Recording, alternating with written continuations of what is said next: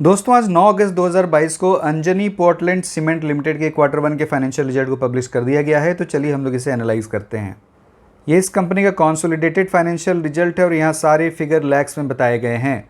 मैं आपको फिगर्स को करोड़ में कन्वर्ट कर बताऊंगा accept earning per share. Q1 में रेवेन्यू फ्रॉम ऑपरेशन 195 करोड़ है, जो प्रीवियस क्वार्टर में ये 251 करोड़ 68 लाख था और प्रीवियस Q1 में 150 करोड़ था।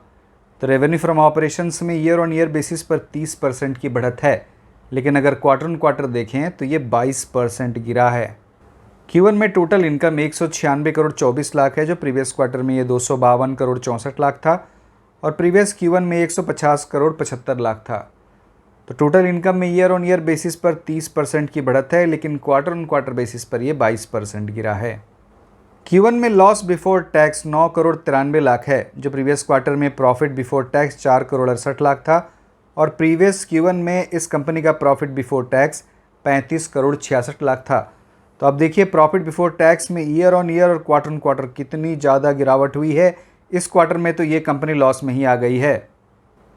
Q1 में इस कंपनी का नेट लॉस या loss after tax 7 crore 73 lakh है, जो प्रीवियस क्वार्टर में इस कंपनी का नेट प्रॉफिट 1 करोड़ 73 लाख था और प्रीवियस Q1 में तो इस कंपनी का नेट प्रॉफिट 26 करोड़ 77 लाख था।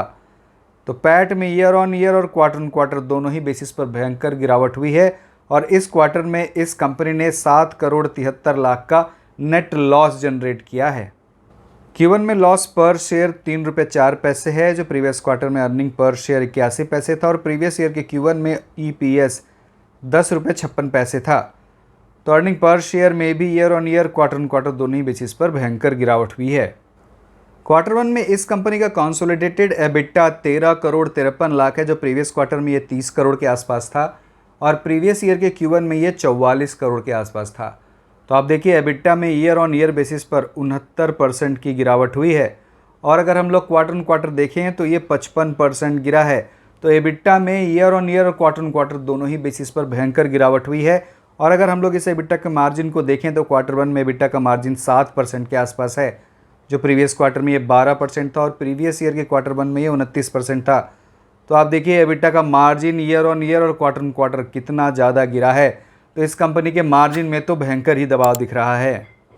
तो दोस्तों हम लोगों ने देख लिया इस कंपनी का revenue from operation year on year basis पर तो बढ़ा है, लेकिन क्वार्टर ऑन क्वार्टर बेसिस पर गिरावट हुई है और इस कंपनी के एबिटा, पैट, EPS और मार्जिन इन सभी में ईयर ऑन ईयर और क्वार्टर ऑन क्वार्टर दोनों ही बेसिस पर अच्छी खासी गिरावट हुई है। तो मुझे इस कंपनी के रिजल्ट अच्छे नहीं लग रहे हैं। तो दोस्तों इस वीडियो में इतना ही। अब आपसे अगले वीडियो में मुलाकात होगी। बहुत बहुत धन्यवाद।